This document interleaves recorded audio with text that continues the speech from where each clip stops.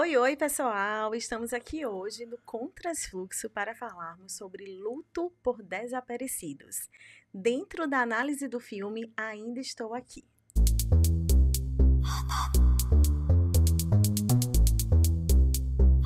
Sou Magali Pugliese e estamos aqui hoje para uma conversa necessária sobre história e psicologia, com dois convidados muito importantes para essa fala, que é Igor Mascarenhas e Laís Vilas Boas. Sejam bem-vindos. Magali, que honra estar aqui com você, duas profissionais extraordinárias e trabalhando dois aspectos importantes, o contexto histórico de um período tão complexo, a ditadura militar, vinculando esse filme que está fazendo muito sucesso e resgatando tantas questões e questões que acabam reverberando na questão da psicologia. Eu me chamo Igor Mascarenhas, eu sou historiador, eu sou palestrante, eu sou professor de oratória, eu sou pai, eu sou entusiasta da vida, eu tenho formações também na área de desenvolvimento humano, né, de questões voltadas à mente, vinculada à questão da educação, também tenho formação em filosofia, e eu sou um entusiasta pelo saber. Esse sou eu. Bom, Magali, é uma honra dividir essa mesa com vocês aqui do Contrafluxo, né? Eu sou psicóloga e psicanalista e sou especialista nessa temática de lutos e perdas, né? Acho que a gente escolheu vários temas, né, muito relevantes para essa conversa do dia de hoje, então estou muitíssimo honrada de estar aqui com vocês hoje. Então, gente, já viu que hoje o programa tá top, top, top, né? Então, curta, comente e compartilhe.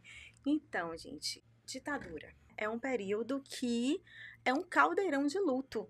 E luto não é só sobre morte, né? Então a gente vê diversos lutos. Luto no direito, na liberdade. Inclusive, a gente vamos falar sobre as cenas de filmes. Então, se você ainda não assistiu, vá lá e assista. Lembrando. Spoiler. Isso. Então, a gente spoiler. tem o luto de liberdade, a gente tem o luto de direitos, o exílio, a fala, você não poder falar o que você pensa. Então, é um caldeirão de luto. E para a gente entender o porquê que o luto tá tão envolvido assim, quando a gente fala desse filme, fala um pouquinho aí, Laís, o que é luto? Pois é, Magali, eu acho que a gente, numa pequena conversa prévia antes desse episódio, né, assim, trouxe mais uma vez uma importância de trazer essa noção ampliada sobre o luto, né, como você introduziu. Acho que as pessoas que já acompanharam outros episódios do Contrafluxo já viram, né, que diversos especialistas tratam desse tema como uma experiência que não está restrita somente à reação emocional ou às transformações que a gente vive a partir da morte, da perda de alguém. Embora essa seja uma conceitualização que também está correta, a gente chama isso de uma forma clássica do luto, dos lutos em decorrência da morte. Mas hoje a gente tem uma noção de luto muito ampliada, que é pensar em todo o rompimento de vínculo significativo. Então, a gente vai pensar separações como forma de luto, a gente vai pensar em grandes fechamentos de ciclo como luto, como sair de um emprego, viver um processo de adoecimento mais grave, né? Existem diversas outras formas de luto que estão próximas da gente no dia a dia.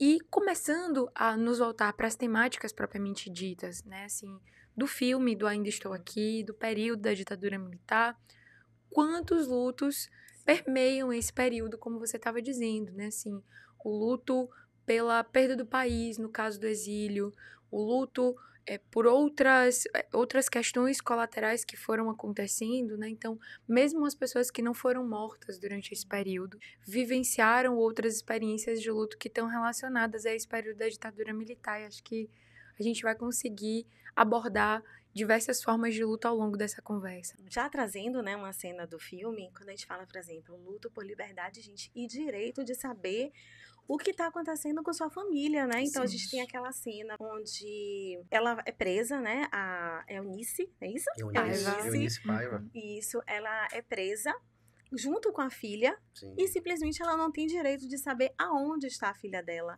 né? Ela chega a perder o sentido de quantos dias ela estava ali. A noção de tempo. A noção de Sim. tempo, né? Então, quer dizer, perda da liberdade, porque ela estava em casa e de uma hora para outra vai fazer um depoimento e simplesmente não volta, né? E perde noção do tempo. E poderia literalmente não voltar mais. E poderia não voltar mais. E perda de saber como está a família, a filha que estava lá com ela. Isso. Imagine quantas perdas realmente simbólicas estão ali envolvidas nesse contexto. E aí, Igor, me diga, como o filme, como a história se comunica com esse processo? O filme é impactante porque o filme ele é um filme sutil.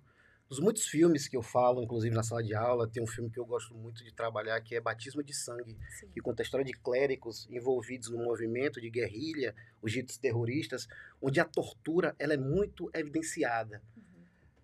No entanto, esse filme, vocês também que assistiram, ele é um filme mais sutil. E a sutileza é a grande questão desse filme. E você vê que a temática do luto, ela fica gritante justamente no momento onde aquele patriarca, Sim. que é uma família muito bem estruturada, onde a felicidade emana, fazem vão pra festa, né? praia. Aquela casa ali no Leblon, em frente à praia. Então, é muita alegria, é muita sincronicidade familiar. E ele vai depor de uma forma muito entendendo que ele está ali exercendo o seu papel de cidadão, não, vou depor, eu vou falar a minha verdade e vou voltar para casa. E, no entanto, ele desaparece. Você vê que foi preciso mudar a lei brasileira para poder entender que verdadeiramente houve um ciclo, e esse ciclo ele acaba se fechando com a consolidação da sua morte. Para você ter uma ideia, Magali, a Comissão da Verdade ele chegou a certeza de que 434 pessoas foram mortas por agentes do Estado. Foram 377 agentes do Estado diretamente ligados a essas mortes. Então, quando a gente fala do luto, e o luto vem muito nessa questão da morte, é claro que o luto vai muito além disso, nós temos aí mais de 400 famílias impactadas diretamente. Tem aqueles que foram mortos e o corpo estava ali evidenciado, mas tiveram aqueles que desapareceram. E uma dessas pessoas que desapareceu foi justamente Rubens Paiva. E a Eunice Paiva, ela é formada em letras, depois você vê que ela entra para o mundo do direito, e a partir daí ela começa a se tornar uma ativista no campo dos direitos humanos.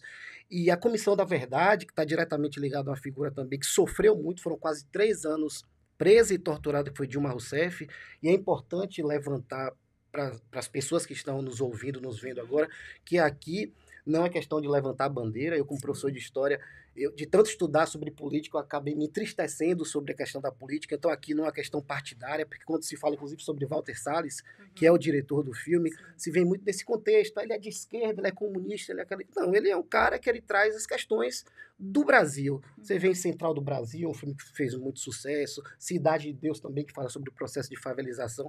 E ele vem com esse livro, de Marcelo Rubens Paiva, que é um livro que traz essa sutileza, essa questão do sofrimento, a angústia da perda. E essa perda, ela acaba refletindo nesse luto. Um luto que se estende até hoje. O filme, ele tem esse ar de luto. Verdade. E os desaparecidos? Você acredita que os desaparecidos é um subproduto dessa ditadura? É importante entender que na história do Brasil ocorreram vários momentos como esse de ditadura militar. Aí, num contexto histórico, quando houve a proclamação da República, foi um golpe militar. O primeiro presidente do Brasil é o Marechal Deodoro da Fonseca. Sim. Quando o Vargas assumiu o poder em 30, quem legitima o poder dele são os tenentes. É um movimento chamado movimento tenentista. Quando acaba a era Vargas, em 46, quem assume é o ex-ministro de guerra dele, Eurico Gaspar Dutra. E aí, quando chega em 64, que é justamente a temática do filme, a gente vê ali os militares iniciando um período que era para durar 6 meses e durou 21 anos. E é fundamental, e na sala de aula eu trago a questão dos atos institucionais. Você vê que Rubens Paiva, ele se auto-exilou.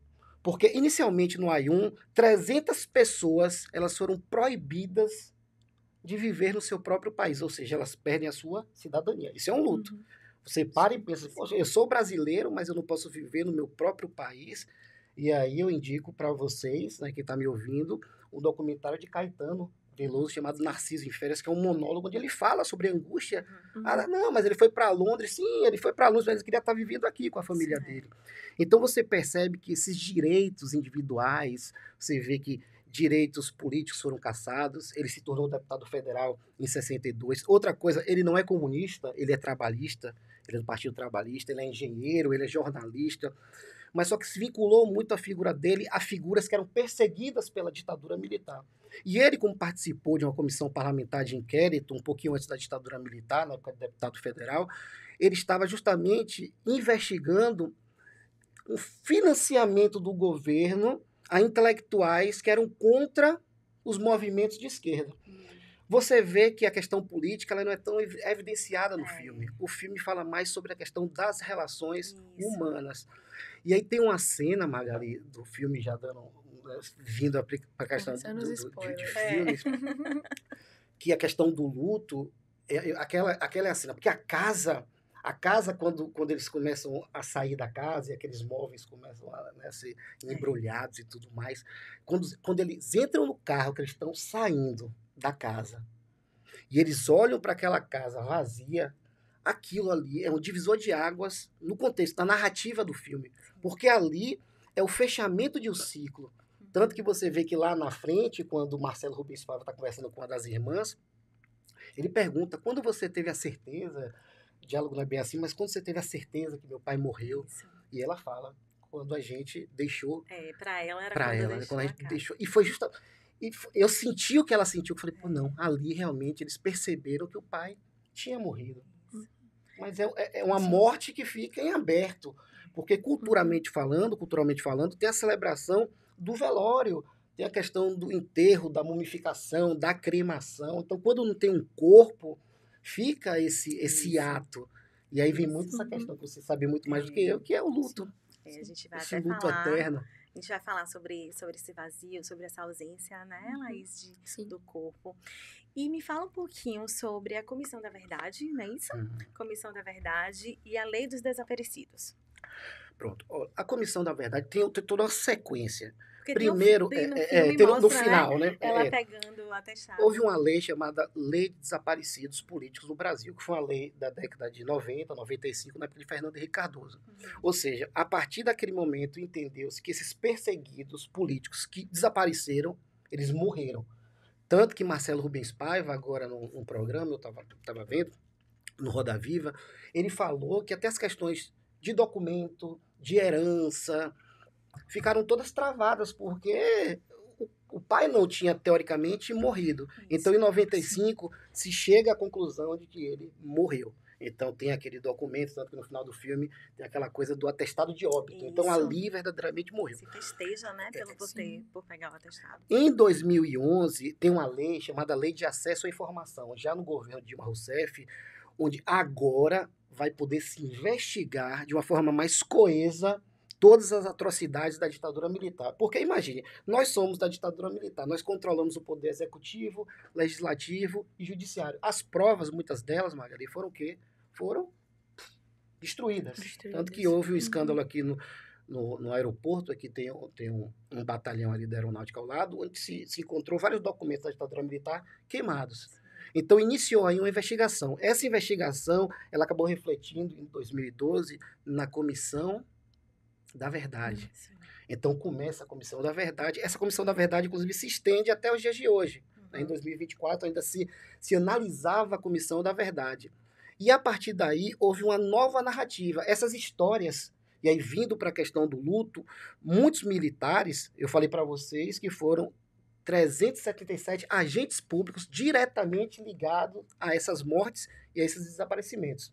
Para vocês terem uma ideia desses agentes, muitos deles hoje, eles oneram para o Estado brasileiro mais de 1.500.000 por mês de pensões e aposentadorias. Então, mas aí é uma questão que é importante frisar. Dentro desse contexto, muitos foram, inclusive, vinculados ao suicídio.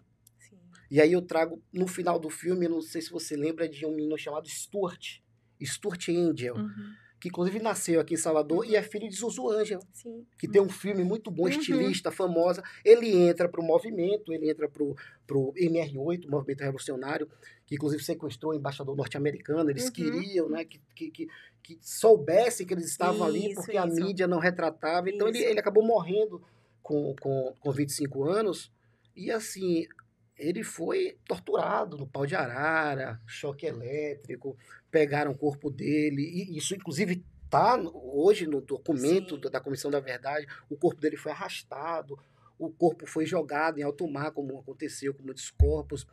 Houve a questão do suicídio, aí vem a questão do suicídio, eu trago uma figura muito emblemática que também é trabalhada no final do filme, que é de Vladimir Herzog. Vladimir Herzog Tanto que tem uma entrevista muito boa de Jô Soares, aí vocês podem encontrar no YouTube, com o Geraldo Azevedo. Geraldo Azevedo, Sim, grande, sim, nosso sim. poeta, nosso cantor, Uhum. fazendo agora até 80 anos. Geraldo Azevedo, ele foi barbaramente torturado 2 vezes, inclusive confundido. E ele fala, não, eu fui testemunha auditiva da morte de um homem chamado Armando Flutuoso. Armando Flutuoso. E você vê que essa questão do suicídio é uma questão muito brutal, porque Jô Soares até fala, mas Vladimir Herzog, ele foi morto nessa época? Ele falou, foi. Na segunda vez que eu fui torturado, e no governo de Geisel. E aí ele fala, tá no governo de Geisel, porque não sei se vocês lembram, meninas, da época de escola, né? Vocês estavam direitinho de ditadura militar. São 5 generais. Castelo Branco, Costa e Silva, Médici, que é anos de chumbo, 70, Sim. Geisel e Figueiredo. Sim. Tanto que você vê que Rubens Paiva, ele é preso em 71. 1971. E ali, na história, acaba sendo morto ali. Em 71, vindo para a questão de suicídio, me veio à cabeça agora, Yara, uma colega de vocês, psicóloga formada na USP, que ela se envolveu com o movimento estudantil, acabou, né, flertando com a questão do movimento de esquerda e se apaixonou por quem? Por Lamarca. Sim, Carlos Lamarca. Lamarca, ele é o grande líder das chamadas guerrilhas rurais. Tanto que você vê que o número muito grande de mortos aqui no Brasil foi no Pará e no Tocantins.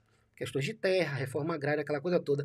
Yara, que poucas pessoas sabem, e nós que somos de Salvador, ela foi morta aqui na Pituba. Ela foi morta, mas no laudo, na autópsia, durante muito tempo, ficou que ela cometeu o quê? O suicídio. E para você ver, vindo para a questão do luto, que foi uma coisa tão brutal para a família, que ela era judia, ela é judia, e os judeus, né, para os suicidas, existe um outro processo, né, de enterro, eles são enterrados de costra, aquela coisa toda, e só depois da comissão da verdade, do corpo ser exumado, de se entender que ela não cometeu suicídio, sim, ela foi morta pelo Estado brasileiro, por agentes públicos, por militares, a coisa mudou. Então você vê que a narrativa, ela mudou fruto da vontade dessas pessoas de reescrever a história. Porque durante muito tempo ficou essa questão. Vladimir Herzog foi tão brutal, Vladimir Herzog, que pegaram ele, um jornalista, diretor da TV Cultura, uma figura tanto que tem o prêmio Vladimir Herzog para jornalistas. Ele foi barbaramente torturado, inclusive os torturadores cheiravam cocaína para ficar dias e dias torturando, que muitas vezes eles, como Dilma Rousseff fala do depoimento dela da Comissão da Verdade, que às vezes eles passam do ponto. E esse passar do ponto pode ser a morte. A morte.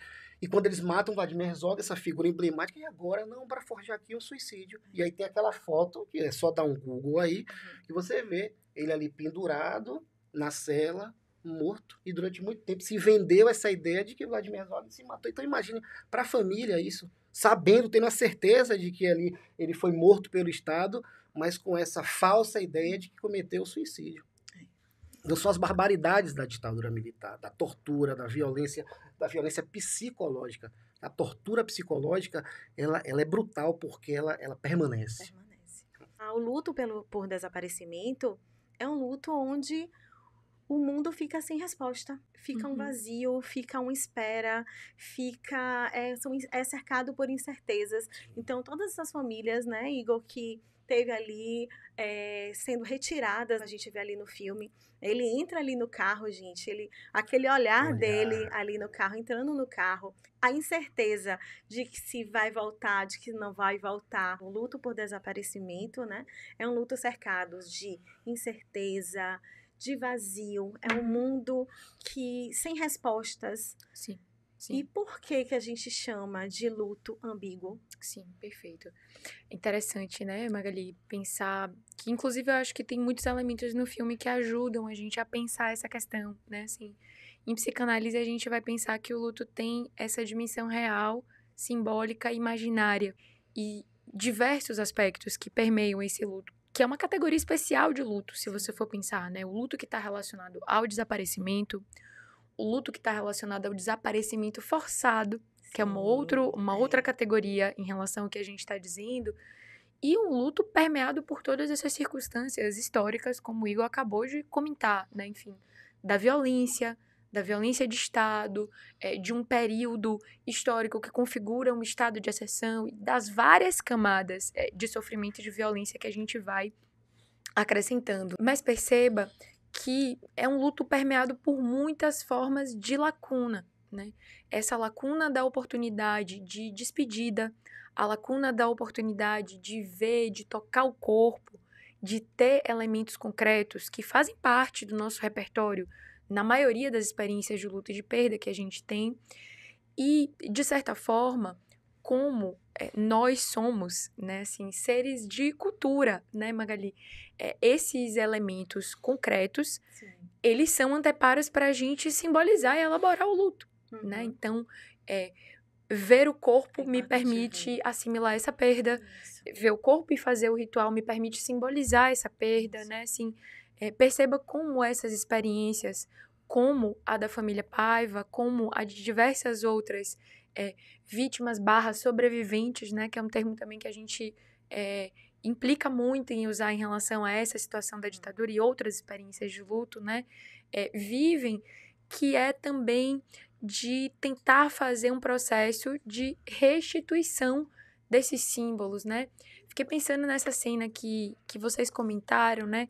Que é muito forte, de Eunice Paiva pegando um atestado de óbito, né? Assim, o que significa celebrar um atestado de óbito? Parece ser uma coisa que não cabe, né? Que gera pra gente... Mórbido, né? Algo mórbido. Esse sentimento mesmo, né? Exato, Assim, de aquela ambiguidade, de ambivalência concreto, né? emocional. Mas na trajetória dessa família, isso representa uma restituição de símbolo, de direito, né? Assim, ter um documento que comprove a morte de alguém, né? Permite um fechamento que de uma outra forma não tinha sido possível até aquele momento, né? Eu fico pensando, viu, Magali, tem uma coisa muito profunda ali do filme, que é falar simultaneamente do luto individual, do luto de uma família, né? Mas também de um processo de luto coletivo, né? Eu acho que não só o filme Ainda Estou Aqui, como também a história da família Paiva, a forma como eles lidam com esse luto, né? Assim, fala de um luto que não é simplesmente por um pai ou um esposo perdido. Esse é um luto do Brasil, né? Assim, e a importância, a relevância que o filme vai tomando, né? Assim, tem a ver com isso, né? Tem a ver com essas dimensões de luto, assim, tão imbricadas, poderem ser evidenciadas, né? Ou seja, tem uma mulher que sofre a perda profunda desse esposo amado, né? Mas tem uma mulher também que transforma esse luto num processo de luta por direitos, né? Numa contínua busca pela verdade, pela justiça, enfim, pela restituição da memória, né? Enfim, acho que Ainda Estou Aqui também é um filme que brinca muito com essa dimensão da memória, pelo mal de Alzheimer, que é um outro luto que tem ali, né, nas entrelinhas, e sobre esse tema da memória que também fica muito polissêmico, né? É a memória da família, mas também é a memória do nosso país, né? É o luto daquela família, mas também é o luto do nosso país, né? E trazendo também, de novo, o que Igor falou, quando a gente fala assim de luto por desaparecido, a gente vê ali que existe uma presença muito forte, é uma ambiguidade de presença e ausência. Então, assim, existe uma presença muito forte do psicológico e uma ausência do físico, né? Então, a pessoa não está ali, tem a ausência do físico, mas a presença dali do psicológico, de toda essa relação com a família, tá ali. E trazendo uma cena também, você falando justamente de ter ali algo para viver o ritual, né, do corpo, veio agora na lembrança a cena que também Igor trouxe, de um diálogo dos irmãos. Sim. Um diálogo dos irmãos. Já no final do filme. Já no finalzinho. Ali, para mim, me mostrou muito essa representação do simbólico, né? Do símbolo. Quando não tem o corpo, fica muito subjetivo. Cada um sente de um jeito. Ela pergunta assim, ele perguntou, quando foi que você sentiu que o nosso pai morreu? Foi mais ou menos assim. Aí ela falou, quando nós saímos de casa, vendo a casa toda vazia, ali para mim, meu pai morreu, mais ou menos assim. Aí ela pergunta, e para você, quando foi? Aí ele fala, quando nossa mãe retirou as roupas, né, do nosso pai e doou, mais ou menos assim. Ou seja, como não existe um corpo, como não existe ali, né, o simbólico, o ritual, fica muito subjetivo, Isso. cada pessoa vai ter seu tempo, cada pessoa vai ter o seu momento de sentir essa perda. E algo também, Laís, para mim muito marcante assim no luto por desaparecidos é essa ambiguidade entre a esperança da pessoa voltar Sim, e sim. automaticamente se você reconhece ela como morto, você tem que abandonar essa esperança. Sim. Né? Então, imagine como dentro da pessoa deve estar essas emoções de você estar ali alimentando todo dia, porque são incertezas.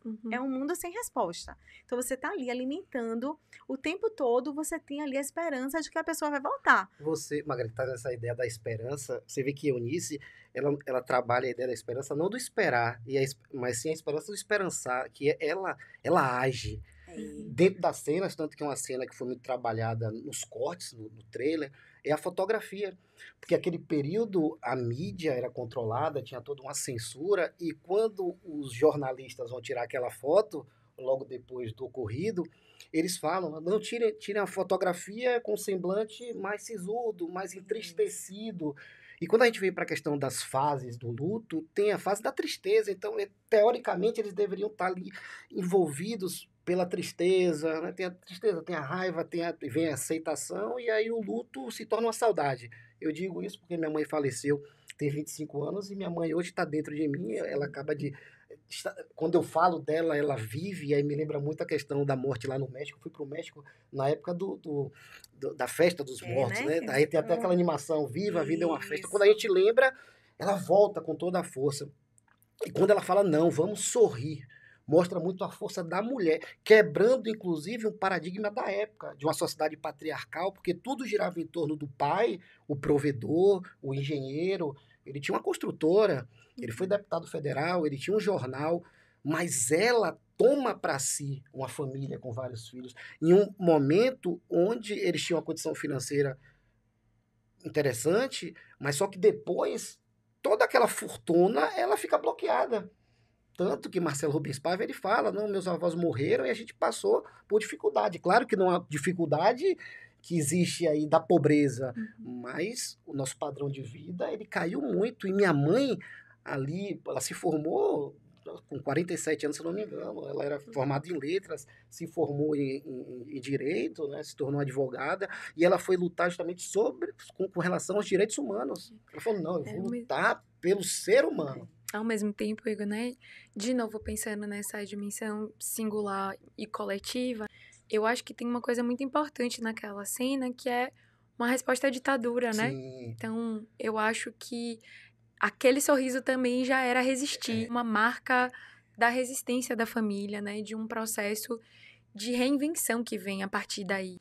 E que, de novo, eu acho que fica constantemente dialogando com as especificidades que os processos de luto da ditadura militar do Brasil, né? Quando a gente vai contextualizando e acrescentando camadas sobre quais são as marcas desse processo de luto específico, mas também coletivo, que eu acho que diferente de outras experiências de desaparecimento, a criança que desaparece, né, outras experiências de desaparecimento de enlutados de outras partes do mundo, de outros períodos históricos, perceba como a gente vai acrescentando camadas de sofrimento e de violência, porque nesse processo de resgate histórico, o que as famílias sobreviventes da ditadura vão acessando são dados, Magali, que vão na direção de não só saber que o seu ente querido morreu, mas que o seu ente querido morreu em sofrimento, morreu vítima de violência, morreu vítima de tortura, né? Então, pegando esse registro bem da saúde mental, a gente sabe como isso é um fator de risco para o processo de luto, né? Você supor ou saber que um ente querido morreu em sofrimento, né? Assim, isso é uma adicional de sofrimento que se sobrepõe às dores que já são típicas, né? De um processo de luto qualquer, entre outras aspas, né? Que nunca é qualquer, né? De novo, a gente está falando dos processos que são os mais significativos de rompimento da nossa vida, mas tudo que se passou nesse período histórico traz para essas famílias acréscimos de camadas de sofrimento, E de que essas perguntas sem resposta acabam tendo respostas terríveis, né? Acho muito tocante que nessa mesma entrevista, né, Igor, tem um determinado momento que Marcelo Rubens Paiva diz assim: para nossa sorte, nosso pai morreu rápido. Nessa hora eu tive que pausar a entrevista. Tamanho o impacto de uma fala dessa. Porque isso significa dizer que o horror da ditadura é pior do que a própria morte, né? Assim, que essa família vai tomando consciência de que famílias eram torturadas juntas, inteiras, de que essa mãe e essa irmã podiam morrer, uma série de outras atrocidades e crimes bárbaros que podiam acontecer ali naquela cena. Então, eu acho que esse é um filme que denuncia tantos aspectos, né, relacionados a esse processo de luta, a esse período, né, que quanto mais a gente debate, mais eles surgem e quanto mais essas famílias também vão em busca dessa memória, mais a gente toma consciência de horrores que tiveram todo um processo de Estado para serem completamente soterrados, não serem acessados, serem esquecidos e não receberem mesmo as responsabilidades e a restituição de direitos que eles merecem. E é importante trazer um dado histórico que não aconteceu só aqui no Brasil. A ditadura no Brasil foi perversa, durou 21 anos. Agora tivemos ditaduras na América Latina que foi, inclusive, pior numericamente falando do que o Brasil. A Argentina, para vocês terem uma ideia, oficialmente são 8 mil desaparecidos e mortos. Alguns falam em 30 mil pessoas na Argentina. No Uruguai, nós temos aproximadamente 300. Tem até um filme muito bom que fala sobre Pepe Mujica, que virou presidente, está agora enfrentando um câncer e tudo mais. É o verdadeiro comunista. Sempre diz, se existe um comunista, é aquele cara que pegava quase 100% do seu dinheiro como presidente e fala, não, eu vou viver com 5% aqui na minha roça com meu fusquinha. Uma Noite de 12 anos, tem no Netflix, que fala sobre a tortura que ele viveu durante 12 anos. O que era para ser um dia, durou 12 anos. A ditadura no Chile morreram aproximadamente 3 mil pessoas. Então é muito triste você perceber que essa polarização, porque no contexto histórico é aquela coisa, né, terminou a Segunda Guerra Mundial em 45, os países hegemônicos do mundo eram a União Soviética, comunista, Estados Unidos capitalista. Então o terceiro mundo, e o Brasil como terceiro mundo na época, nesse contexto geográfico, você tinha que decidir para que lado eu vou.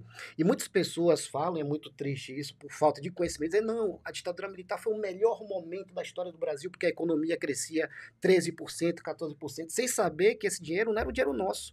Era um capital estrangeiro que girava e dava lucro para eles. Tanto que você vê que quando veio a crise do petróleo em 73, automaticamente o Brasil quebrou, porque não tinha lastro. E aí vem, na década de 80, a década perdida, a hiperinflação, aquela coisa toda.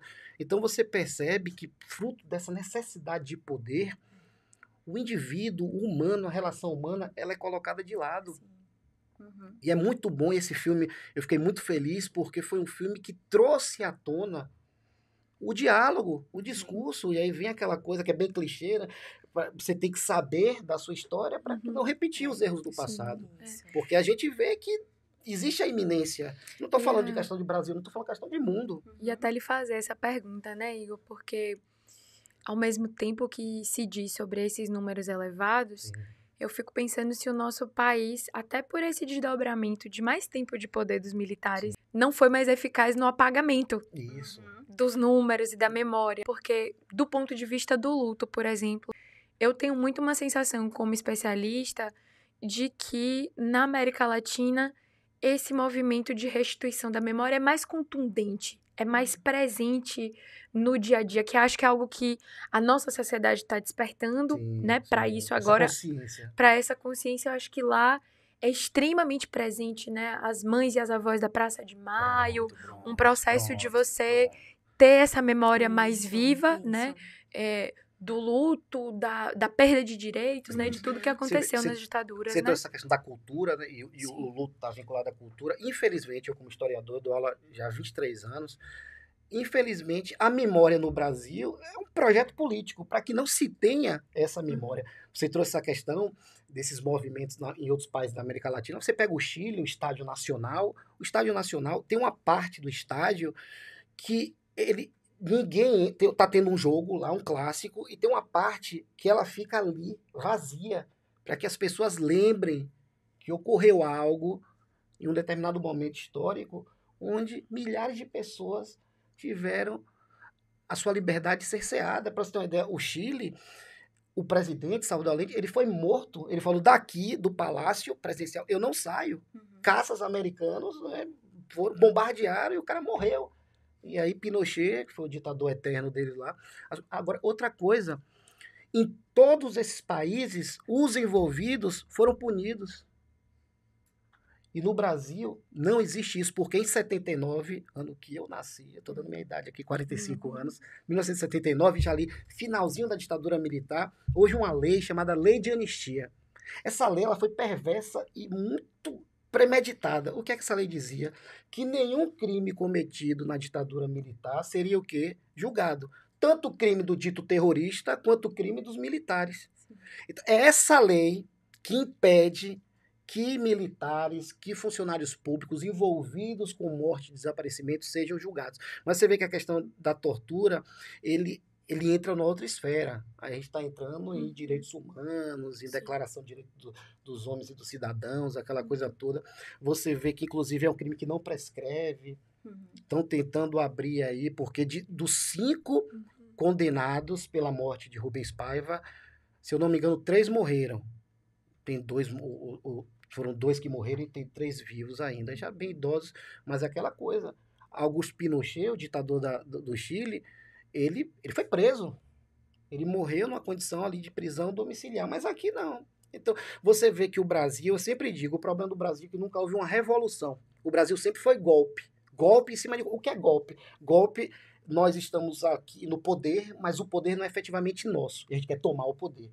Então, são pessoas que estão ali no poder sempre, e sempre ouvi isso. Eu não sou contra os militares, muito pelo contrário, eu tenho pessoas que eu amo, que são militares, eu acho fundamental o militares, mas quando envolve militar com política, a coisa fica perigosa. E já se mostrou isso em outros momentos. Tanto que você vê que no momento de instabilidade tem sempre o quê? Um golpe militar. Vai ver a situação na África. Geralmente são líderes militares que tomam o poder.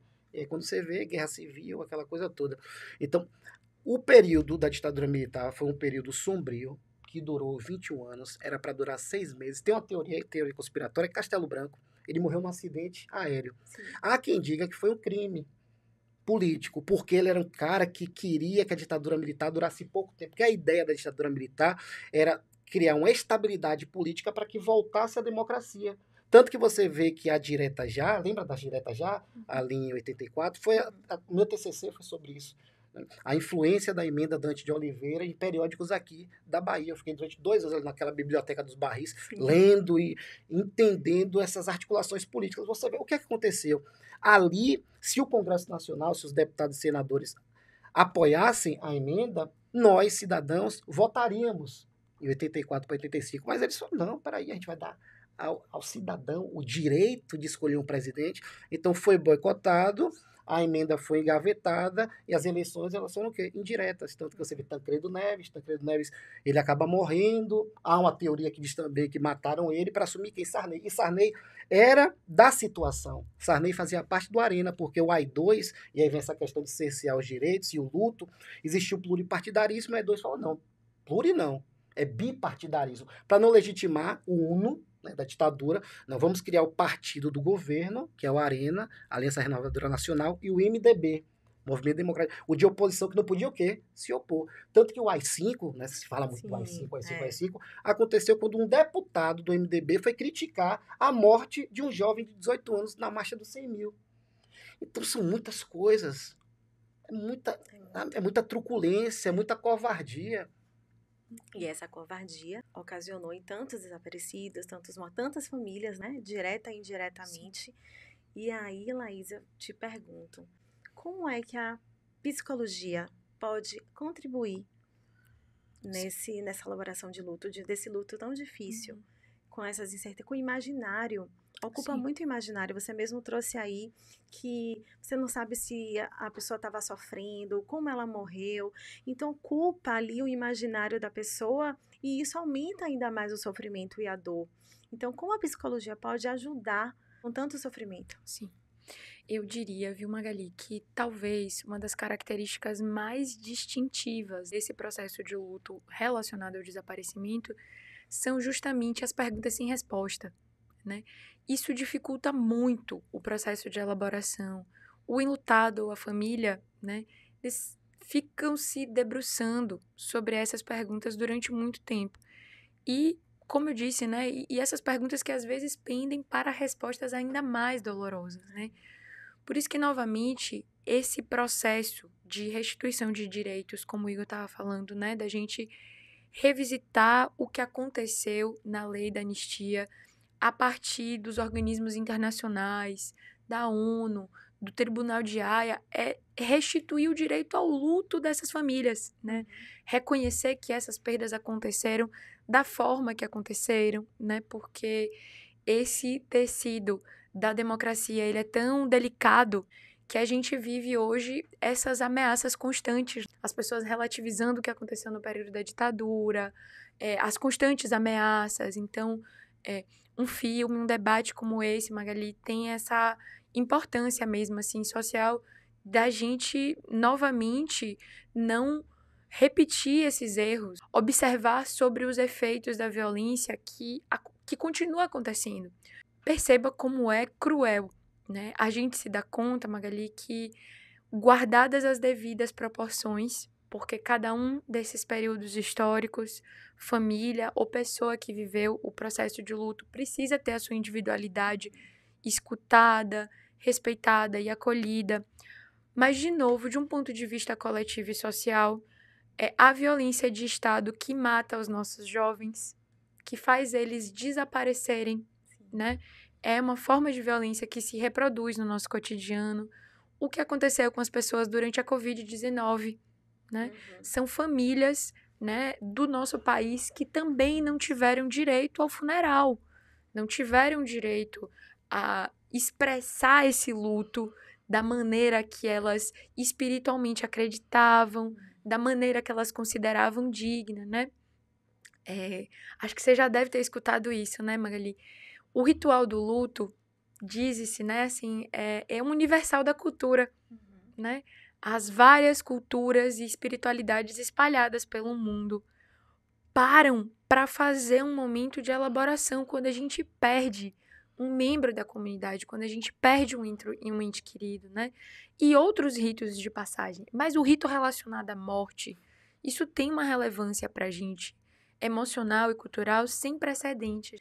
Então, fere os direitos humanos em qualquer parte do mundo, toda vez que o enlutado não tem esse direito de velar pela pessoa que foi perdida, esse direito de cuidar dessa pessoa e fazer um processo de despedida condizente com a espiritualidade, com aquilo que acredita, né? Então, é também por isso que essas famílias estão lutando, né? Elas são simultaneamente enlutadas e sobreviventes desse período, né? A gente percebe que, como ajuda para esses enlutados, a gente tem justamente esses grupos de apoio. Pessoas Sim. que passaram pelas mesmas situações. É uma forma de ajudar, é uma forma de ajudar na elaboração desse luto. Acesso à memória. Então, você não tem ali um corpo, você não tem, mas você tem memórias, você tem legados. Então, tentar se conectar com o que foi aprendido, né? Com o que aquela pessoa deixou em você, deixou na sua história, porque cada pessoa é única. A pessoa partiu, não está mais ali, mas ela deixou uma história em você. Então, ter acesso a essa história, validar essa história, se conectar com ela. Então, isso tudo também ajuda nesse luto que é tão difícil. E, para encerrar, eu vou trazer uma cena que a gente conversou pré-episódio. Não foi, Laís, que a gente falou justamente da cena da foto. Sim. Então, na cena da foto, e chega a me arrepiar aqui, que tem muito significado para a psicologia, que ele pede para ficar todo mundo sério e ela sorri. E aí a gente estava conversando, Laís, que no luto cabe também o sorriso. Quer falar um pouquinho? Sim.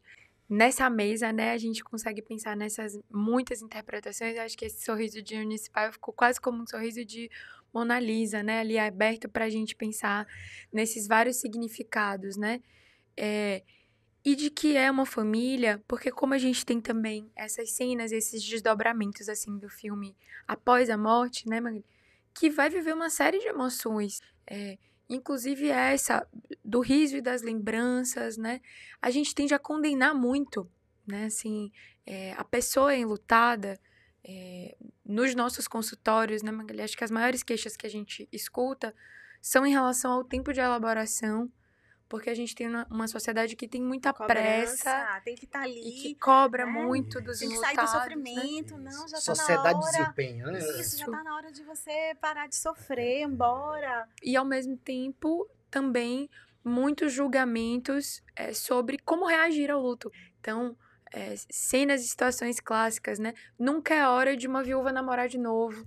Qual é o momento de tomar cada decisão, Essas né? padronizações. Né? Exatamente, exatamente. Sendo que o filme e outras situações falam que as saídas precisam ser absolutamente singulares, né, Magali? Assim, cada pessoa e cada família precisa encontrar a sua forma de honrar a memória desse ente querido, de lutar por direitos quando isso for o caso, né? Enfim, e de viver esse processo de elaboração de uma forma única Aí mesmo. você vê, lá, você trouxe a questão do Alzheimer, e parabenizar aqui Celton Mello, Fernanda Torres, e aí você vê quando pega a Fernanda Montenegro, naquela cena que ela já tomada pelo Alzheimer, a gente entende que a memória ali, o lóbulo temporal, ele foi destruído e a pessoa fica presa ali no universo onde ela não tem mais compreensão.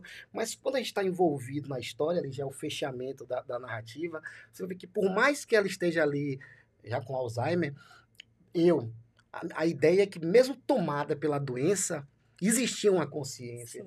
Sim. Uhum. Existia uma consciência. Aquela cena, tanto que, a cena tanto que você vê que ela ali a cereja do bolo. Você vê como uma coisa é tão... o entendimento da obra, que quando eu vi aquilo, não... Eu entendi que Walter Salles, ele trouxe aquela ideia de que mesmo tomada pelo Alzheimer, já de não ter essa compreensão da realidade, existia dentro dela, assim... fruto de toda a luta. Toda a luta, Sim. toda a história. Sim. E aí, pessoal, já viu que episódio? Curtam, comentem, compartilhem. Com certeza vai ter muito comentário aí para vocês fazerem, então façam. Obrigada, Laís. Obrigada, Igor. Fale aí, Igor, para quem está nos assistindo, onde pode encontrar vocês? Gente, vocês podem me encontrar no Instagram, Igor_Masca. Lá vocês vão ver conteúdos de oratória, desenvolvimento humano, de história, meu dia a dia, meu network, meu lifestyle, vai ver muito sobre minha filha. Eu tenho uma filhinha, vocês que trabalham com psicologia, e aí vindo para essa questão do luto, eu tenho uma filha que tem 23 anos, e os médicos disseram que ela, ao nascer, nasceria morta. Ela tem paralisia cerebral severa, tanto que eu dei uma palestra uma vez que é a ressignificação através da morte, porque eu cresci vendo a minha filha ali na iminência da morte. E isso me fez entender que a vida é preciso ser vivida hoje, agora. É a ideia do Carpe Diem, né? Aproveite o dia. Carpe Diem, mínimo crédula póstero. Aproveite o dia e não espere nada do amanhã. Não de forma imprudente, mas aquela ideia, se eu estou aqui agora, eu vou dar o melhor de mim nesse momento. Essa é a melhor obra de si mesmo agora. E vocês, meninas, são a melhor obra de vocês agora. Que privilégio estar numa bancada como essa, que legitima a minha existência. De estar ao lado de duas profissionais fantásticas, de uma área que eu amo, que é a área da psicologia. Obrigada, Igor. E você, Igor? Laís? Fala aí pro pessoal onde é que pode encontrar você. Bom, Magali, eu também agradeço muito essa oportunidade, né, de conversar com você e com o Igor, de estar aqui hoje. Ontem, quando você me mandou a mensagem, falou assim, Laís, uma mensagem final, eu vim o caminho todo, assim, pensando que mensagem final poderia ser essa. E pensei que ainda estou aqui, né, que foi esse filme precipitador dessa nossa conversa. Eu acho que ele mobiliza dois afetos que são muito importantes para a nossa sociedade nesse momento, né? Que são a indignação, né? Assim, com a ditadura, com tudo que aconteceu. Salutar, né, Igor, que tantos jovens estejam de novo entrando em contato com esse conteúdo e de uma forma que mistura tanto, né? Subjetividade, personagens históricos que estão aqui entre nós, né? Assim, para falar dessas histórias em primeira pessoa ainda, né? E partilhar muito dessa luta política.